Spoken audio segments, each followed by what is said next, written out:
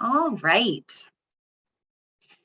Welcome, everyone. Thank you so much for joining us for today's Lunch and Learn, Changing Seas, Reflections on the Future of the Fishing Industry.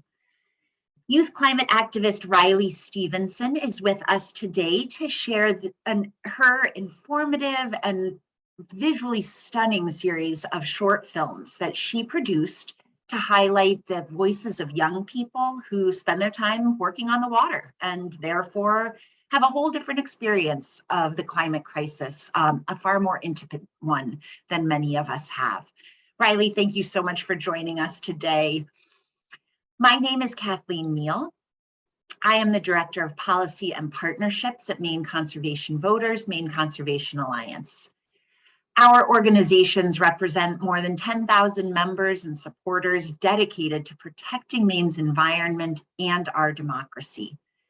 MCA does that work through education, collaboration, and advocacy, and MCV by influencing public policy, holding politicians accountable, and winning elections.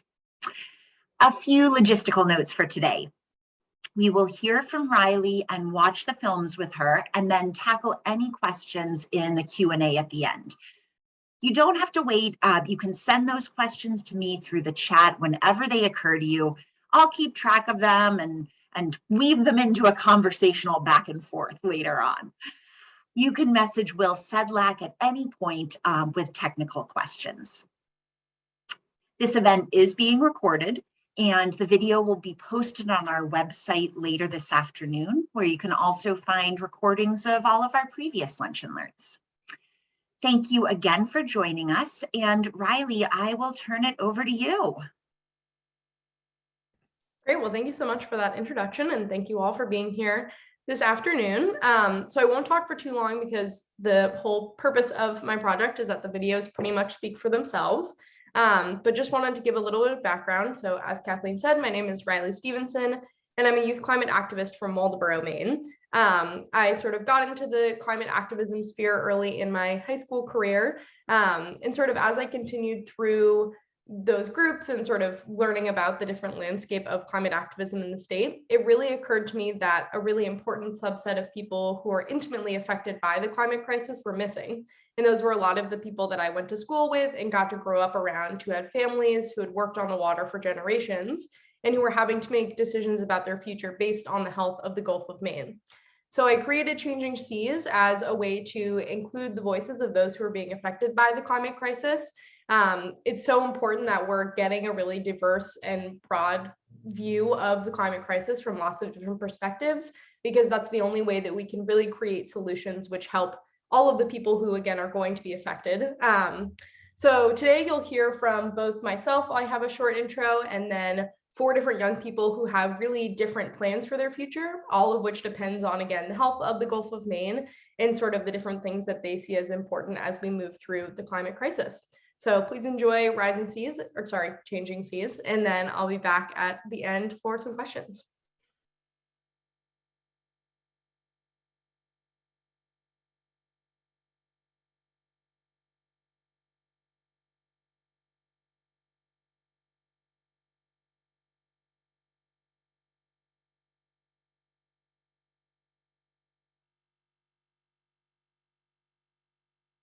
If you consider yourself a climate activist or an environmentalist and you're watching these videos, truly take the time to stop and think about the communities so often left out of the climate solution conversations that we hold.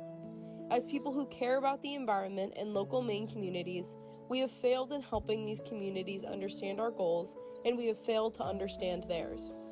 I invite you to take this opportunity to listen and truly learn from people who may be young, but have plenty of wisdom about this incredibly important issue, and have plenty to share as long as we give them the chance.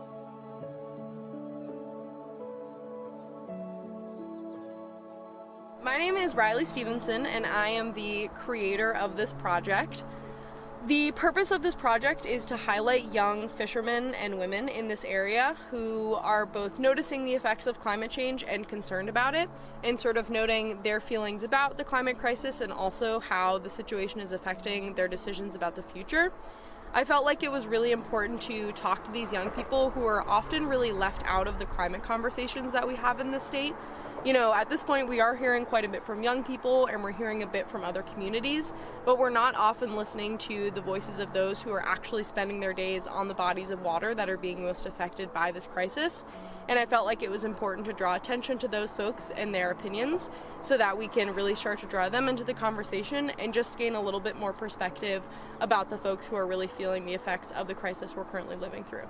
One of the reasons that I wanted to do this project is because it's not the responsibility of young fishermen and women to educate us about the things that they're seeing. And so I didn't want to make it feel like a burden or a chore that was on them and their responsibility. Instead, I wanted to meet them where they were and sort of just highlight the work they're already doing and bring their opinions to the attention of the people who are decision makers and who are at the table when it comes to climate decisions, because it's important that we have a variety of perspectives and are including more of those voices which historically just haven't been present. Currently, we're standing on the shore of the Damariscotta River, which has a huge historical precedent for many types of fishing and aquaculture. As we can see, right across the river is the whaleback shell midden, which has mounds of millions of shells which were left behind by Wabanaki people thousands of years ago. This is another really important part of this project for me because this is such an ecologically rich area, and in order to fully utilize our resources in this area, we have to be able to rely on not only the knowledge of those who were on this land before us, but also the young people who are taking over our industries and making decisions about both their own futures and the economic and ecological future of this area.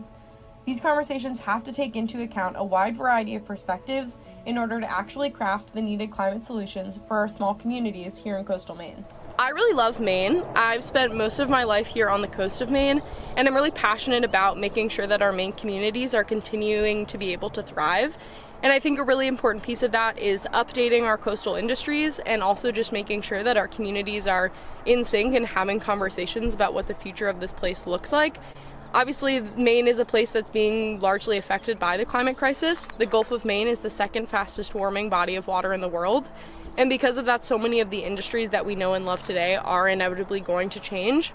And because of that, I think it's more important than ever that we're having conversations about how to come together, bringing our communities up to speed and making sure that our communities and our individuals and our fishing industries are continuing to be able to thrive despite the threat of the climate crisis.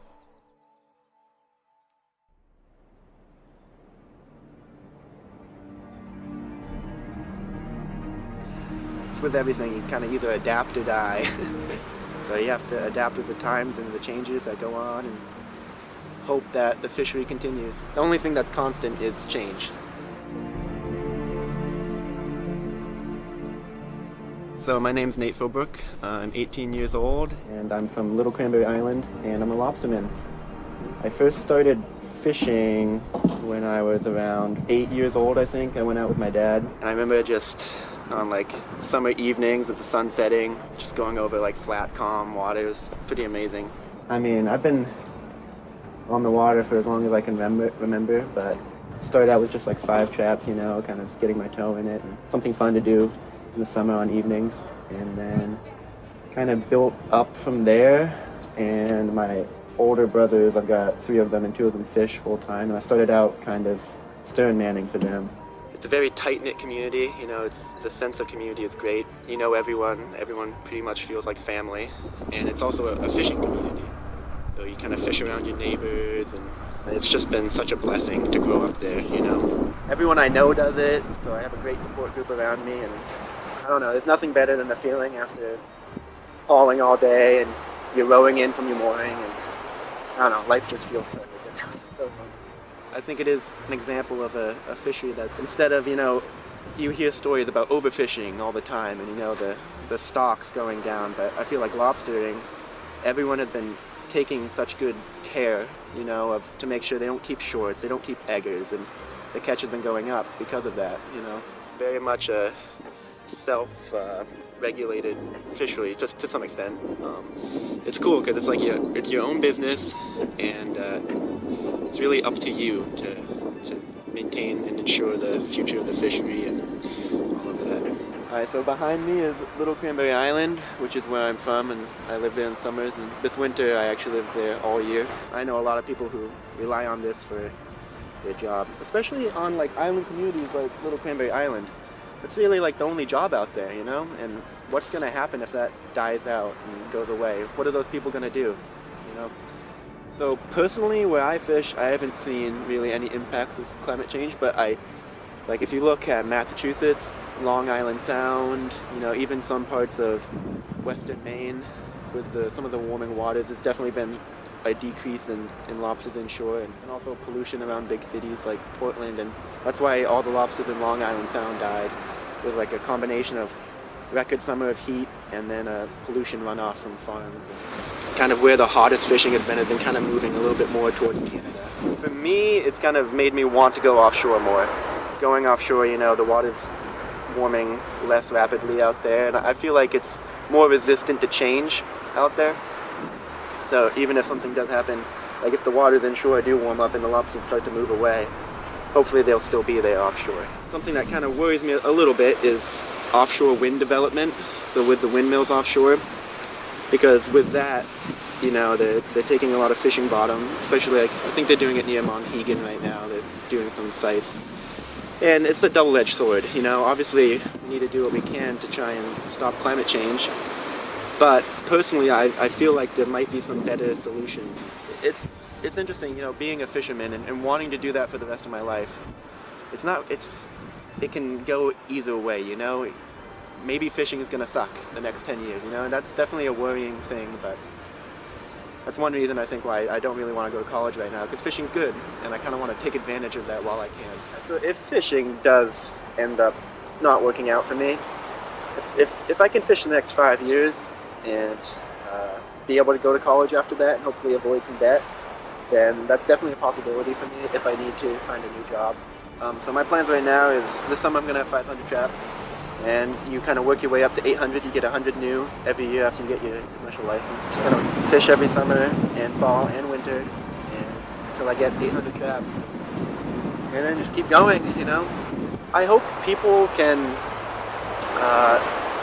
especially young people, I feel like right now there's a huge push to go to college, and I'm sure that's a great thing to do for a lot of people, but it's not the only way, you know, especially with college being so expensive.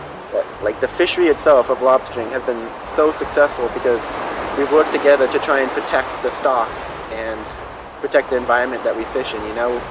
Like all the fishermen I know out there, they're good people. They want to help the environment and continue the fishery and have a healthy ocean for the state of Maine.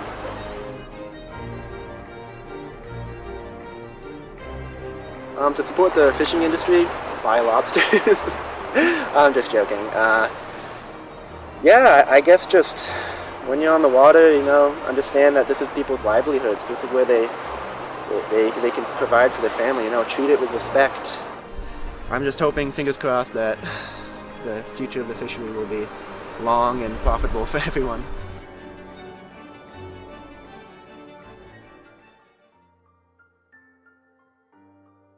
A lot of people just kind of think we get up, we go haul traps, and we go home, but it's our everyday life. It's what we do. Like, it's literally how we live. This is what puts food on our table and like a roof over our head and everything. For like a lot of people to kind of almost be downing on it and like trying to restrict us from it is not helpful, just because like a lot of people, like, this is what's in their blood and this is what they do, like this is what their families have done. If you don't go lobstering, like, you really don't understand until you meet a family that goes lobstering and see what they do for a day or a week.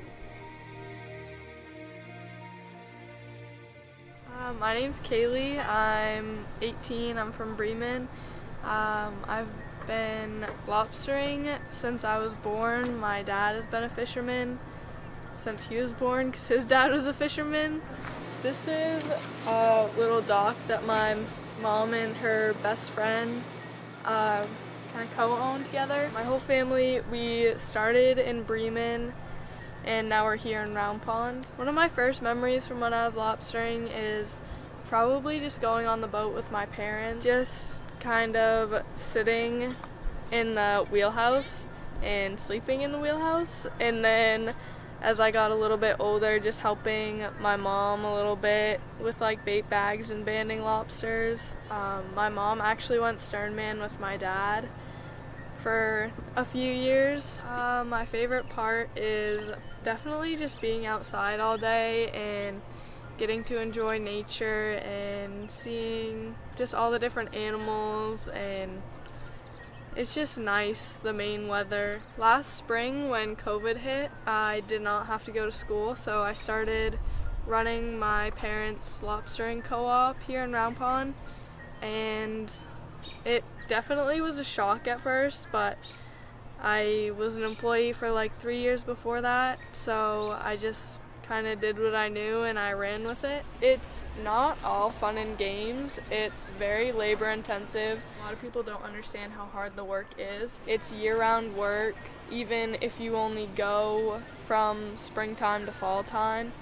It's not just a like 9-to-5 job where you can go to work and then come home and be done. It's you go to work and then you come home and you still have more work to do. Like my dad today, we went out seining for pogies and now he's home running new ropes for his traps. My parents definitely used to aggravate me on the boat a lot when I was younger.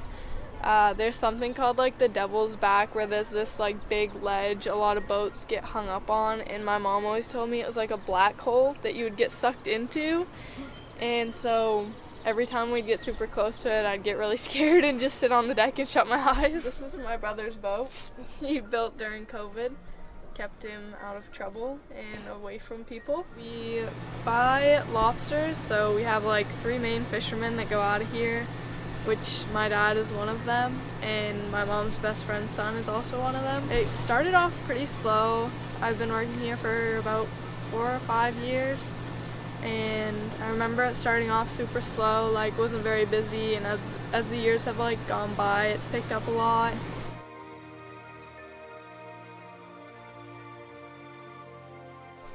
I think a lot of the fishermen do really care about the ocean, and they definitely show that because like that is their livelihoods, but I think that there's definitely a fine line between them and the environmentalists, because the fishermen are actually putting into action like taking care of the ocean and not filling it with trash, and they just kind of think that the environmentalists like want control more than, I guess, results. So a lot of fishermen do really get pissed off when other fishermen are like scrubbing lobsters for the eggs and stuff just to keep it, because that's killing the next generation of lobsters. Like they don't want those kind of people in the industry. They want honest people who are just gonna fish to be there. Yeah, it's interesting, that disconnect between, like as you're saying, the lobstering community and the environmental movement, despite like wanting the same results. But it is so true that unless there's actual collaboration between them, like only one half of that group is actually being affected by the regulations and by everything else being put in place. Yeah, I definitely agree, because just like I was telling you guys, that post on Facebook with the Maine lobstermen, they're like, fishermen are cleaning up the ocean, like they're picking up these balloons and being like, hey guys, listen, we can't be doing this, like this is gonna kill what's in the ocean. And it's definitely a threat, and I think that they just get really mad with the environmentalists just because they don't think they just want control, like, and that's kind of what it comes down to in the end. I think like where lobstering is definitely one of the bigger jobs in Maine, like it employs a lot of people. I think a lot more people could just be more supportive of the fishing industry, I guess. Where they are trying to put the windmills in, it is a little bit of a threat to us right now. A lot of people don't see it as a threat, but just like where it's something new and it's something different and we don't know exactly what's going to happen with it, if it is going to affect our lobstering or if it isn't, is definitely a big fear that a lot of the fishermen have. I don't know, come together more and ask the fishermen more questions rather than saying this is how it's going to be. Just like negotiate a little bit more with us and reason, I think would help a lot. What, if any, impacts of climate change have you noticed in your time on the water? Definitely the lobsters come on at different times. Like my dad always said, when the lupins come out, the lobsters are coming on, and that's just something he learned from his dad. So it's like these little things you kind of learn, and over time it's just been like pushed back a little bit, or it's been pushed forward a little bit. Especially this year was super weird. A lot of people have been asking me this year, like, oh, the lobsters haven't come on yet, and I'm like, no, they've definitely come on. Like, everybody's catching them and they're getting good poundages. But yeah, it's definitely just changed like the way or when fishermen are getting the lobsters and like what time of year and stuff. My future plans are definitely to keep lobstering in my life a little bit, just more in the summertime, to kind of do it as a enjoyment, not as a full-time like my dad. Like I said before, a lot of people don't understand how hard the work is, and I've definitely taken that into consideration because it is very labor intensive. And just watching him over the years, like in any fisherman you see, like they always have just like their bodies are just drained, and they keep getting drained over the years, and I do not want that to happen. My dad definitely does not want me or my brother becoming full-time fishermen like he did, just because it is changing a lot and there's a lot more restrictions. My dad doesn't think that it's gonna, like, over the years, the amount of lobsters the fishermen have been catching has just gone down. You can definitely see that, especially in the current years that we're in. I am not going to school. I'm just going to keep working here at the dock, and then this winter when we shut down for a couple months, I think I'm just going to waitress. But my future plans will definitely have lobstering in it, and will definitely be supportive of the lobstering industry, and especially if I have children one day, if they would want to pursue it, I would encourage it for them. I'd just like people to think, when they think of lobstering, just think of it less as the industry as a whole, and more of, the small communities, that pretty much rely on lobstering. It's most of the coast of Maine.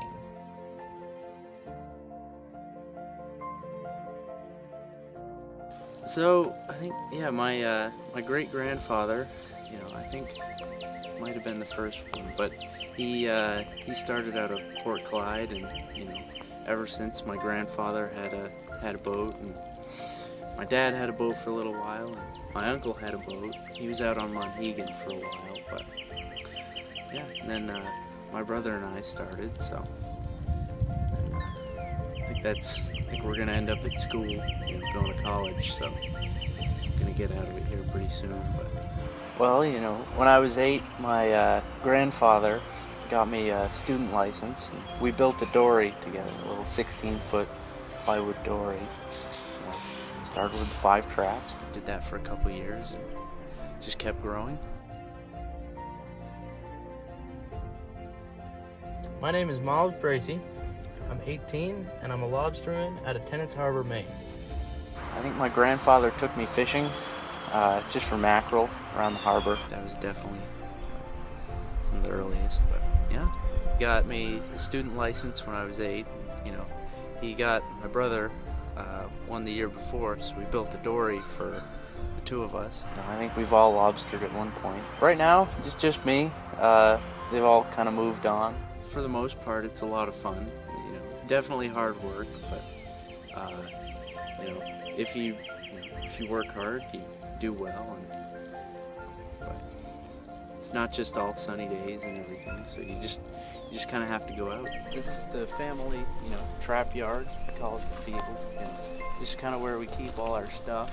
Well, I like a lot of, recreational fishing. That's a lot of fun, and I do oyster farming down in the Damascotta River, which is, I think it's a lot of fun, and it's interesting to work with other people because I've always worked alone. It's a pretty small boat. I've never had enough room. Yeah, so usually, I'd bring, I think about 20 gallons of fuel when I'd go out to Monhegan, but you know, I'd get right about to the mouth of the harbor, and I'd run out of gas. You know, I ran out of my 6-gallon tank, so it's not a big issue.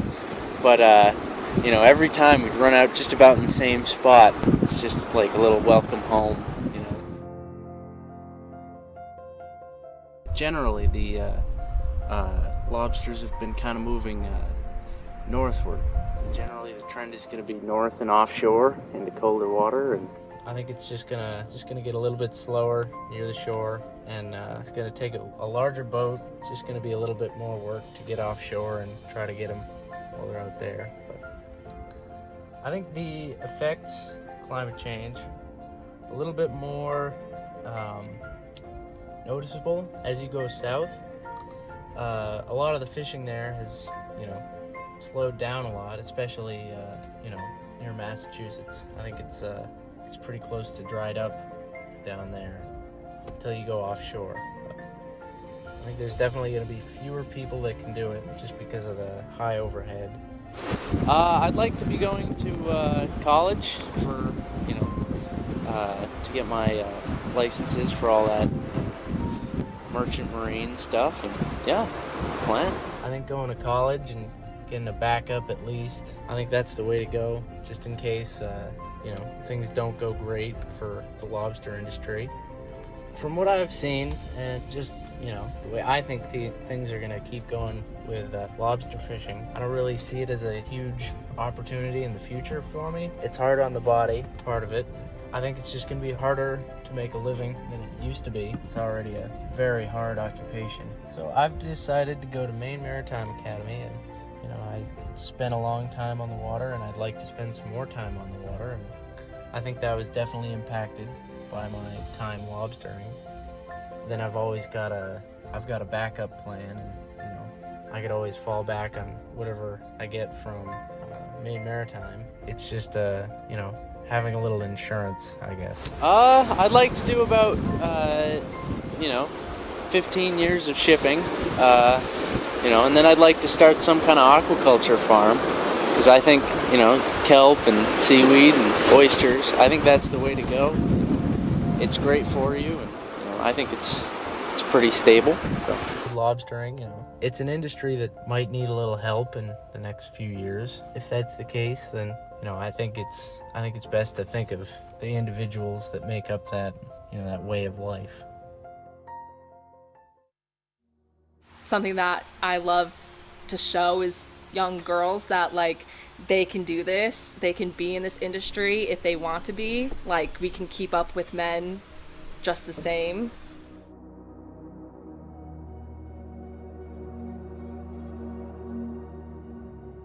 We always grew up with boats, and I was always on the water, going to the beach.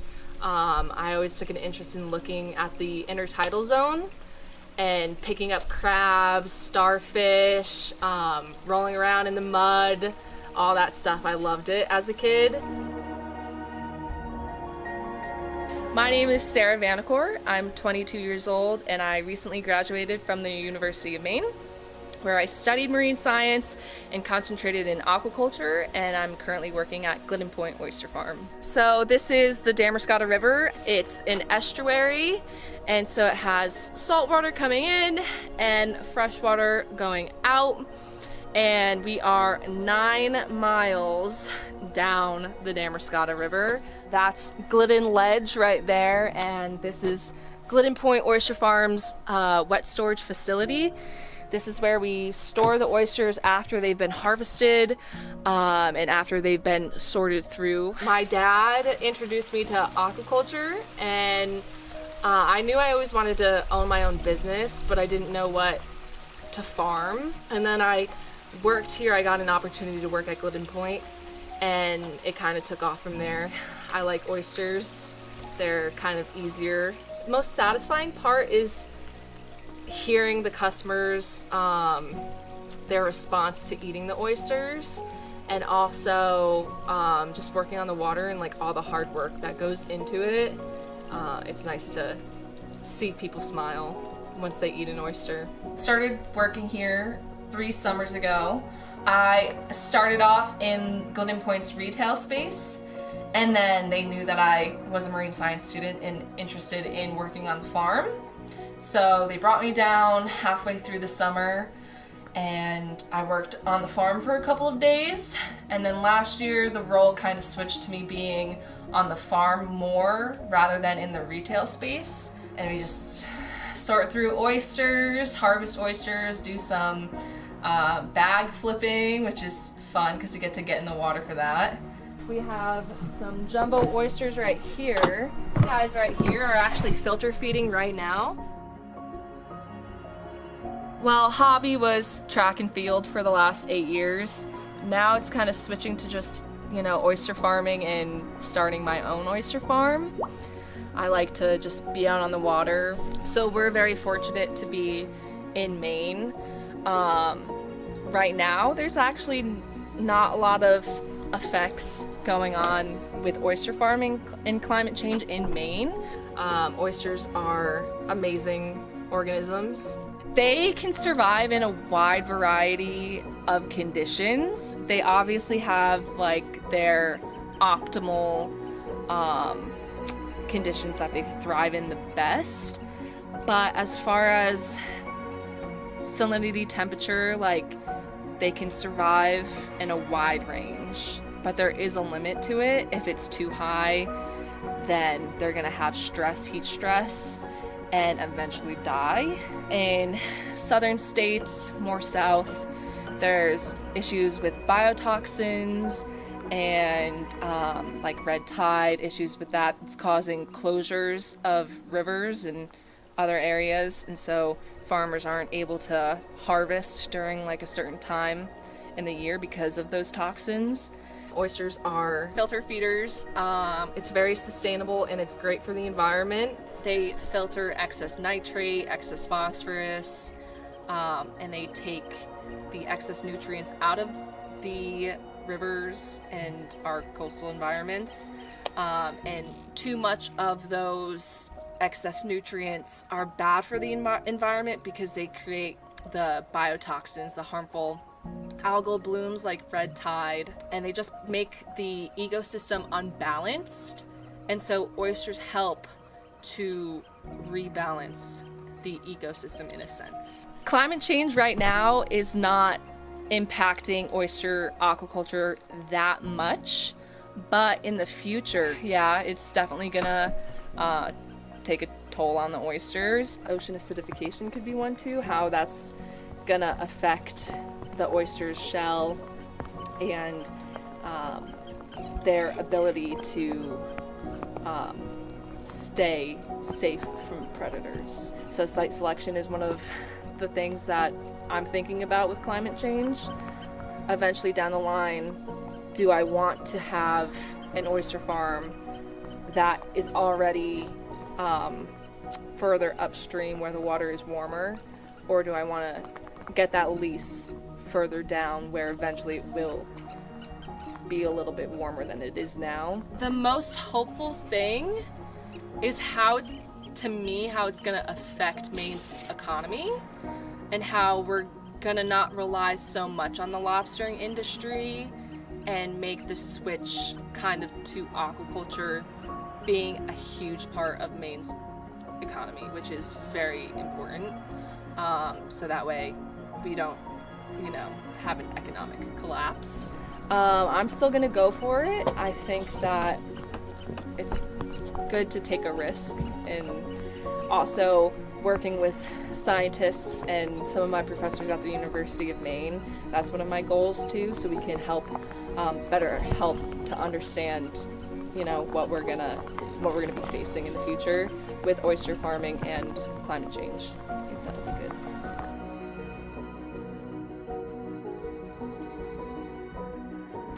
Being a female in this industry is very difficult. You're in a male-dominated field, and so a lot of times I feel like men in this industry don't think that women can keep up with them. So, and that's actually something that I'm like super grateful for, was having the ability to be a Division I athlete. My workouts were very strenuous and I had to lift heavy weights, so I'm used to that. And so that's just kind of made the transition from like normal life into being an oyster farmer so much easier, especially with the tours and everything. I love when there's like little girls on the tour and they're seeing me out here and like dropping crates down and everything and like keeping up with the men. It's nice to me. I like that, but it's definitely very difficult. And there's going to be challenges. It's going to continue to be difficult. I'm prepared for that. To like the women, we can do this, we can work in a male-dominated field, and also to educate the public, the people who don't really know a lot about marine science and a lot about aquaculture, and just tell them and show them, teach them that it's very sustainable. Some aspects of aquaculture are very sustainable, and what our industry is all about, the importance of it, and all the good that it's bringing to Maine and to small communities. Support local oyster farms by purchasing their oysters, going to restaurants and asking specifically for certain types of oysters, and that could be, a way to show the restaurant that the consumer likes those oysters as well, so they'll continue to purchase them. In a river in Maine, I don't want to disclose the exact location, but Midcoast Maine. I'm definitely going to stay in the area and start my oyster farm somewhere in this area.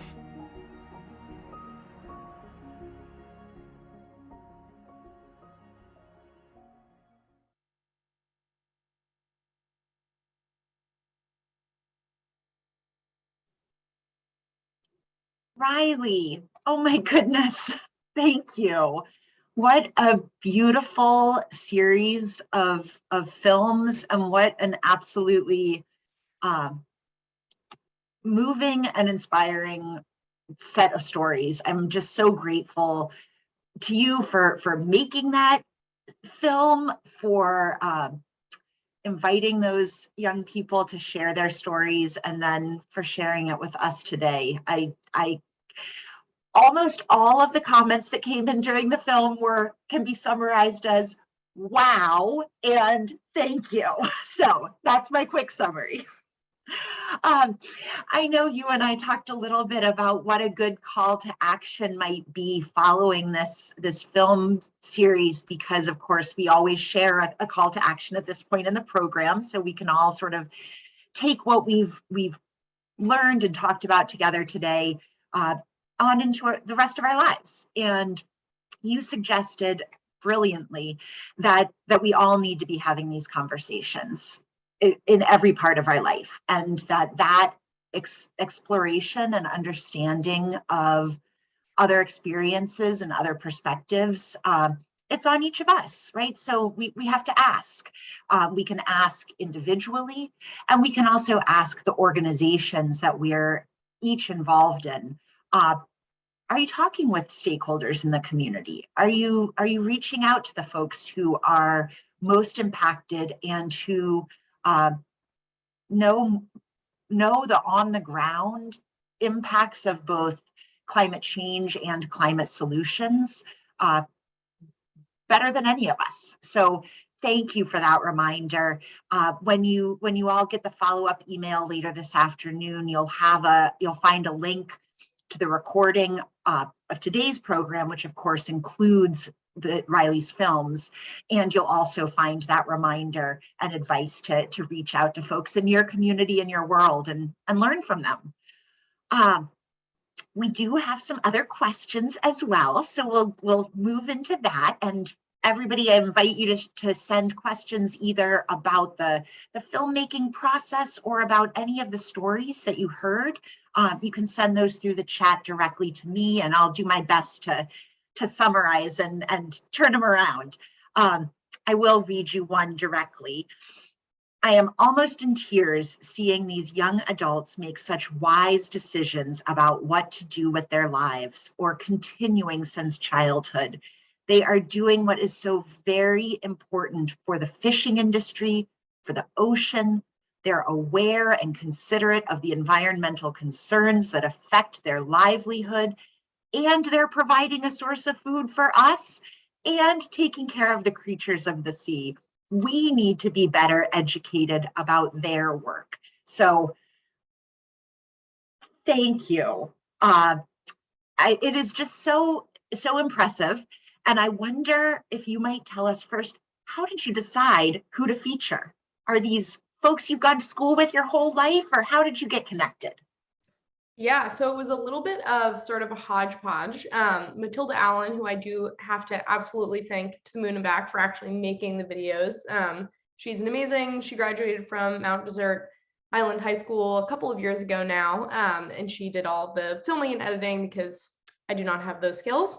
So I actually was connected with her first, and then she and I sort of started brainstorming possible folks that we knew. So she knew Nate from up in that area. I'd gone to school with both Kaylee and Miles since I was 10. And Sarah Vanacore, the last featuree, I had met over the summer as I worked at Glidden Point Oyster Farm with her. So it sort of came together pretty organically, and wanted to get definitely a wide variety of those opinions. And Sarah was sort of an interesting addition because she's a bit older than the others. And I sort of realized halfway through the summer, oh, she would be a great addition because she's making different choices. She was never actually part of the lobstering industry and has always been really all about the aquaculture. So she felt like a really unique perspective to add to the other three who are all sort of at the same moment of life that I am in. Thank you. That is, it was very interesting when we got to that last, Sarah was the last one, talking about going to UMO and to having that experience. It was very interesting to hear how each of the subjects were thinking about their education and just how much they have learned by doing, right? That they have just soaked up this understanding of the science and the art of fishing and of the ocean. And really, really interesting. Are there other folks that you have? I mean, I feel like you could spend your whole career doing this work if you were so motivated. I know you have lots of other things on your plate, but are there other voices that you're hoping to add to this collection? It's possible, yeah. I haven't thought too much about it just because it sort of took longer than expected to put those four alone together. And Matilda's now actually going to college in Europe, so she's a little bit away from home, so I won't have her expertise for it, but it's definitely possible. And my hope is to have it be a collection that continues to grow, and it could be interesting even to check back in with those folks 2 or 3 years from now and see sort of how their lives have changed, and as we're sort of progressing through this crisis, to see how those decisions play out for them. But I could definitely see it expanding to include more perspectives and adding more folks who have sort of had different experiences in that similar community. There's so much that you could continue to do with this, and it's such a beautiful product as it is. Have you had a chance to share the films where have you had a chance to share the films, and what kind of reaction have you gotten?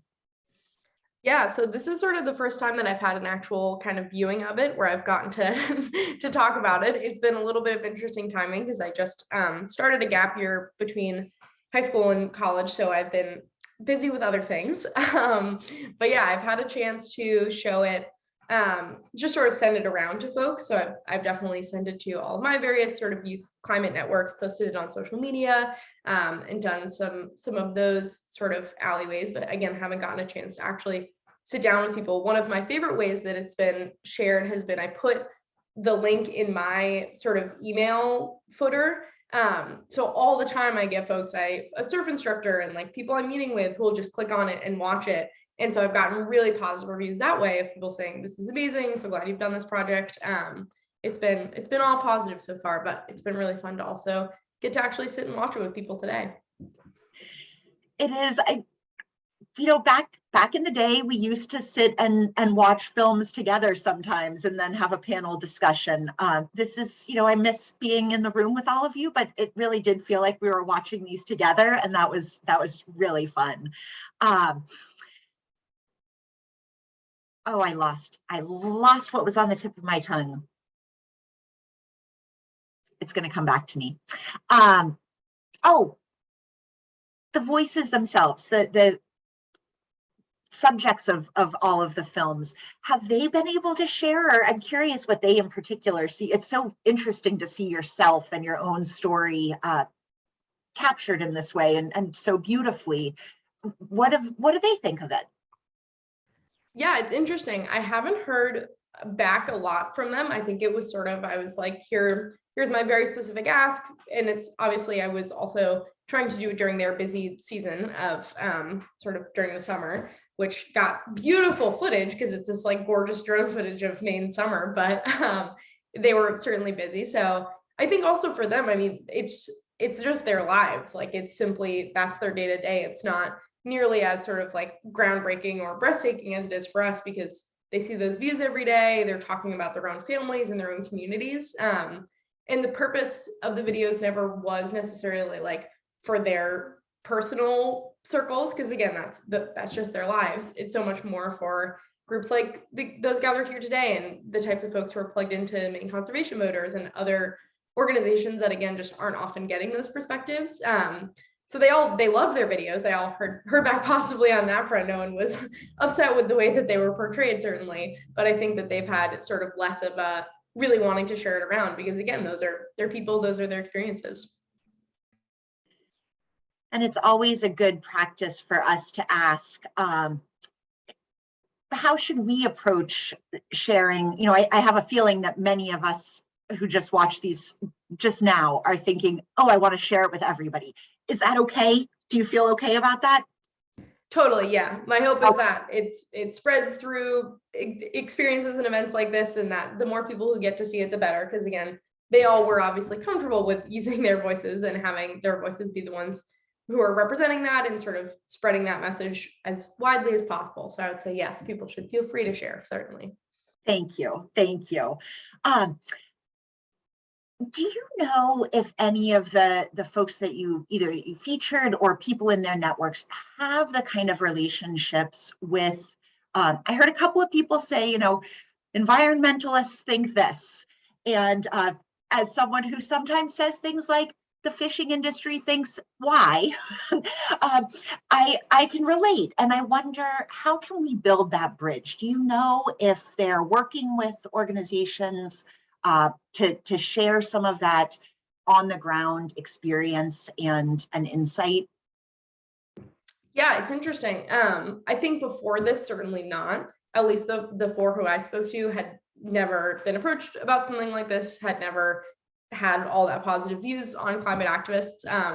I think that the session that I had with Kaylee, who again, I grew up with, had classes with her all through middle school and high school. She, I feel like, was the most interesting in hearing. She had such oppositional views. I mean, at the end of the day, not oppositional, but she felt so sort of negatively about environmentalists and about climate activists, just because, again, her whole comment about they just want control and they just want X, Y, and Z, and they're not actually the ones who are out there doing the conservation of the ocean that really matters to her and her community. So I think they've been a little bit wary, was sort of the sense that I've gotten, because again, there's a lot of bad blood there.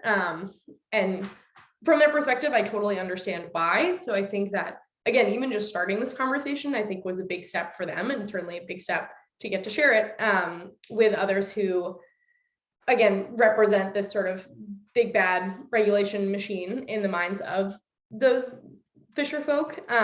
So I think it certainly is opening a conversation, but I don't know that any of them have been super willing to otherwise. And I think that they haven't seen a lot of that like positive coming together in their communities, certainly. And there've been, you know, legal challenges that back that up, and like a lot of things in which climate activists and lobstermen tend to end up on opposite sides of issues, which again, at the end of the day, we all want similar things. It's just about coming together and finding the way to do that has the least harm on both the fishing industry and those families and on the environment.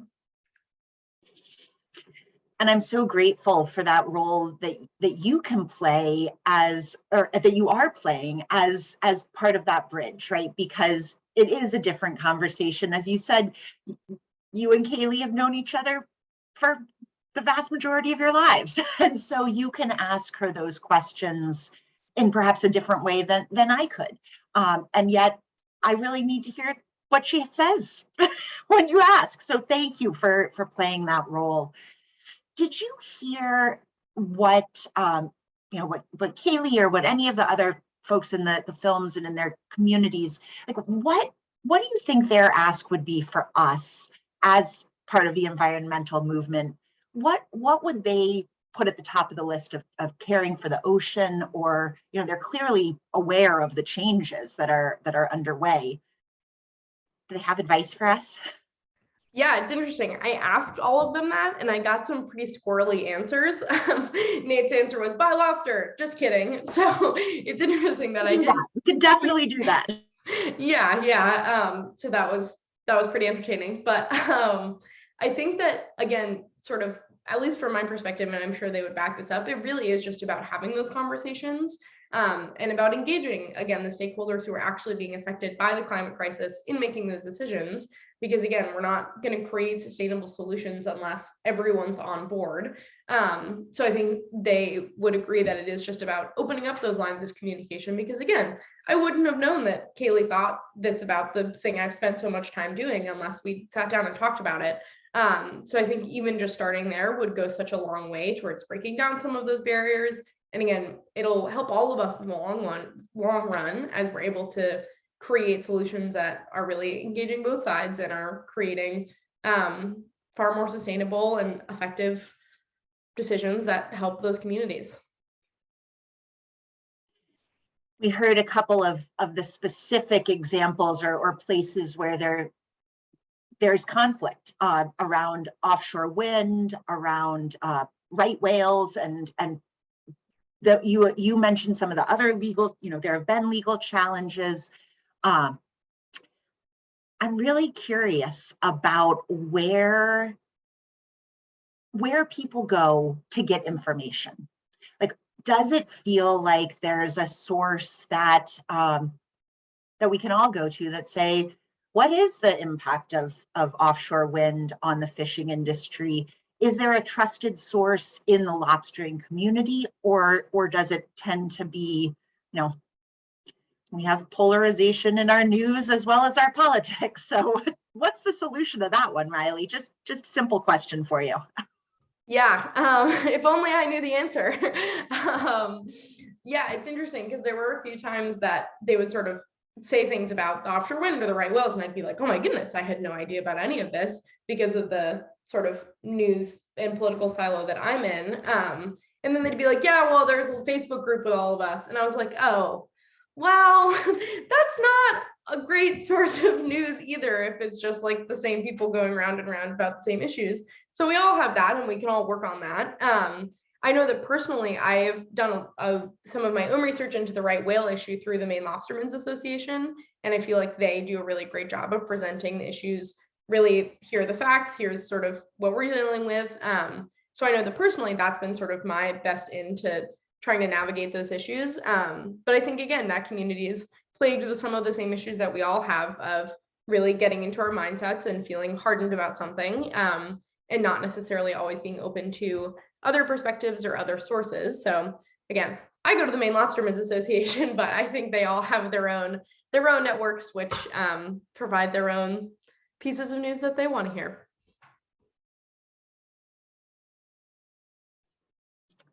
And we've done, we've had lunch and learns on different aspects of offshore wind, and and I recognize that might feel like a silo from their perspective. And so I do think, there's so much work for us all to do together about identifying and really amplifying trusted news sources and trusted information and building those bridges. And I know that having the conversations goes a long way. Let's see. What are you up to now? What's next for Riley Stevenson? Yeah, really fun question for me because I'm in a gap year, so the world is my oyster. But I just finished up an internship with Congresswoman Shelley Pingree for the fall. I finished that up actually on Tuesday, so very recently. I now have Congratulations. thank you. Thank you. Yeah, it was a great experience. And now I have a month off, and then I'll be leaving for Chile for the winter. I'll be in Patagonia in Chile, nannying and tutoring a 5th and an 8th grader for the winter with some family friends. So it'll be super different, super amazing experience as well. And then I'll be back planning to do some road tripping to visit friends who are in college in the spring. And then I'll be back home for Maine summer. Sounds like a terrific plan. I can sense some other documentary opportunities there. The nannying in Patagonia sounds like a great film, so I can't wait to hear from that. I do want to let everybody know, you can,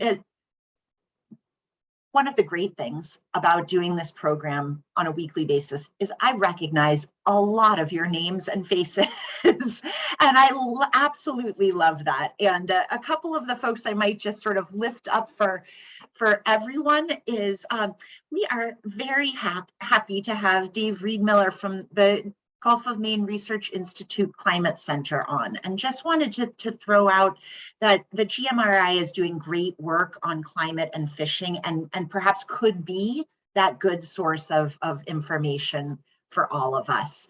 We have a lot to learn. Learning together can be inspiring and interesting and beautiful, as Riley's films show. Thank you so much for sharing them with us today. Thanks to everybody for joining us. And with that, we have officially hosted 40 Lunch and Learn programs this year. Every once in a while, the team at MCV we pinch ourselves and say, if we had pulled off 40 in-person events a couple of years ago, we would not even believe it, right? That we would have such a great crowd week after week. Thank you all for being part of that. We relish this opportunity to explore the fascinating work that is underway to protect our environment, our democracy, and our climate future. And we're just so glad to have all of you in this work and in this fight with us. We are going to be off for a couple of weeks at the end of 2021, but we will see you all in 2022. Thank you, Riley. Thank you, everyone. Share these films far and wide, and have a great rest of your day.